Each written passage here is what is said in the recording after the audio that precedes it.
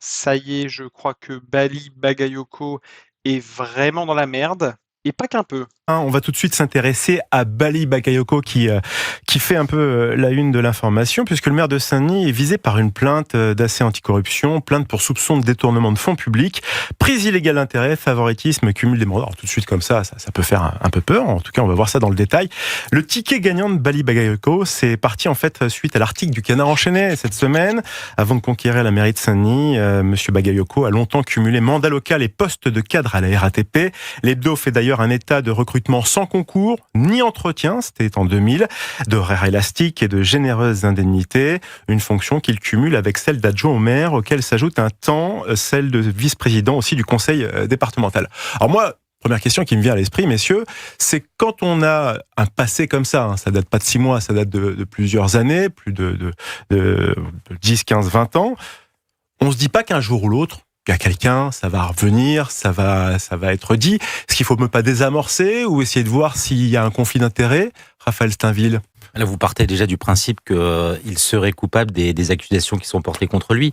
Je pars du principe qu'on peut peut-être lui reprocher des choses. Ce qui est certain, et ce qui sera au cœur, je l'espère, des investigations, si le parquet national financier se saisit de cette affaire, c'est de savoir si Monsieur Bagayoko, a Ça, il faut demander à Jean-Luc qui pourrait vous aider.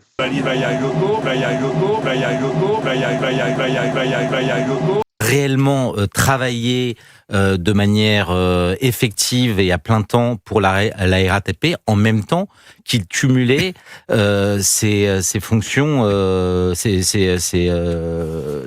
et qu'il occupait ses mandats d'homme politique. Je pense d'un poste de cadre à la RATP quand même payé à temps plein à 6 000 € par mois et en même temps des activités à côté oui, non, bien sûr, et c'est ça c'est vraiment ça, je pense, qui est au cœur et qui justifie cette plainte de cette association qui justement veut lever un certain nombre de doutes qui pèsent sur la manière dont le maire de Saint-Denis a pu réellement travailler à plein temps pour la RATP. Gilles Boutin. Effectivement, il faut être extrêmement prudent sur la qualification des faits, puisque une enquête, espérons-le, sera menée. Mais les choses qui sont certaines, en revanche, et qui sont reconnues par M. Bagayoko lui-même auprès du Canard enchaîné et aussi confirmé auprès de l'AFP, c'est le niveau de sa rémunération, effectivement, et des compléments. C'est-à-dire qu'on ne sait pas exactement combien il gagnait en tant qu'élu, mais on sait que, par exemple, il y a eu une augmentation de plus de 100% de sa rémunération d'élu, d'adjoint au maire lorsqu'il a perdu son poste départemental. Donc, ça pose question. C'est-à-dire, une telle progression, comment elle se justifie? Et puis, au-delà de ça, en termes d'image, c'est quand même très problématique parce que M. Bagayoko se présentait comme un anti-système, comme quelqu'un qui, lui, au moins, n'avait pas trempé comme les autres dans les facilités, on va dire, que procurent les postes politiques. Or, que constate-t-on? Qu'il a apparemment bénéficié d'une certaine bienveillance à la RATP, qui, rappelons-le, est quand même un groupe semi-public. On ne parle pas d'un groupe 100% privé. On parle, et qui a aussi, on parle d'un groupe qui doit composer avec les syndicats, avec la base sociale. Peut-être que M. Bagayoko était à cet égard considéré comme un élément intéressant de dialogue. Mais cumuler tout ça avec vos rémunérations d'élus, ça fait quand même beaucoup. Et puis j'ajouterais que derrière, ça fait quelqu'un qui gagne bien sa vie grâce à la rémunération publique. Et c'est tout le problème que dénonce justement l'association anticorruption. Le défenseur de propositions économiques destructrices pour notre économie.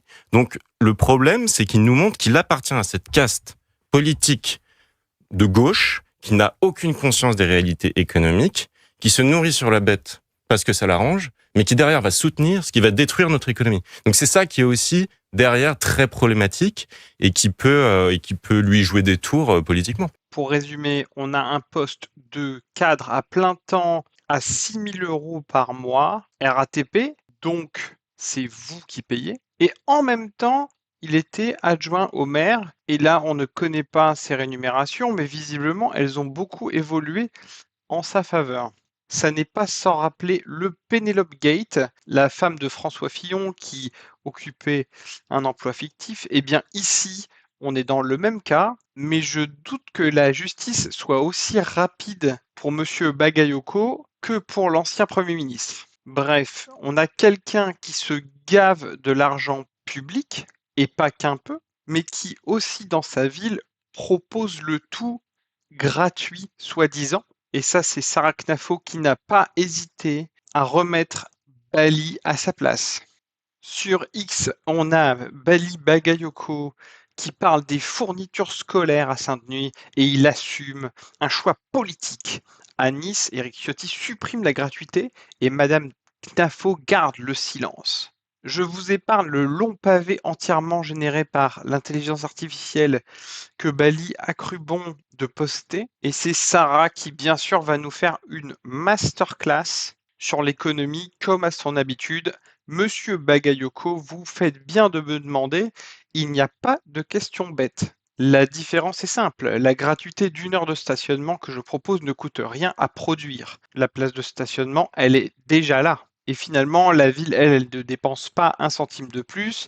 En fait, c'est une baisse d'impôts, pas une création de dépenses. Vos fournitures scolaires gratuites, c'est l'inverse.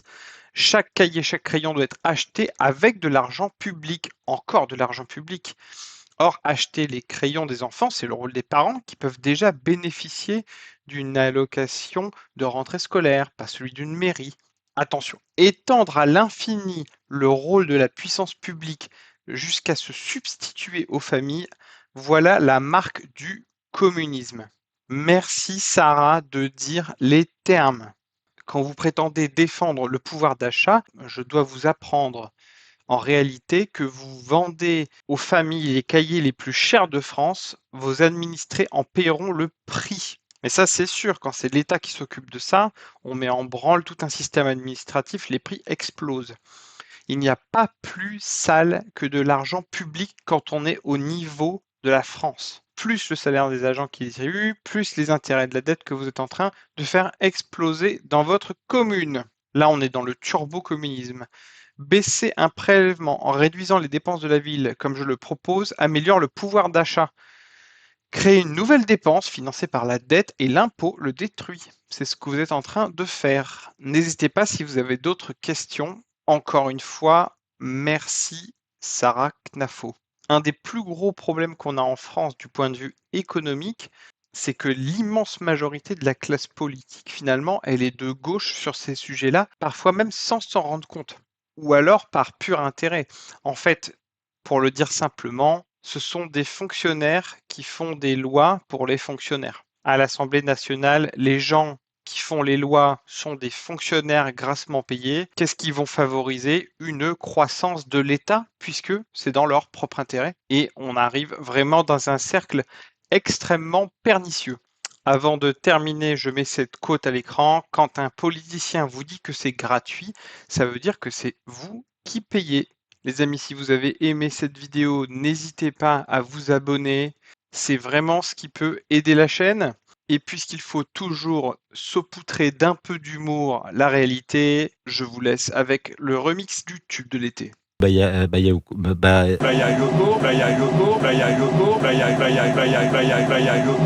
Bala, balo. Bagui. Bala, balo.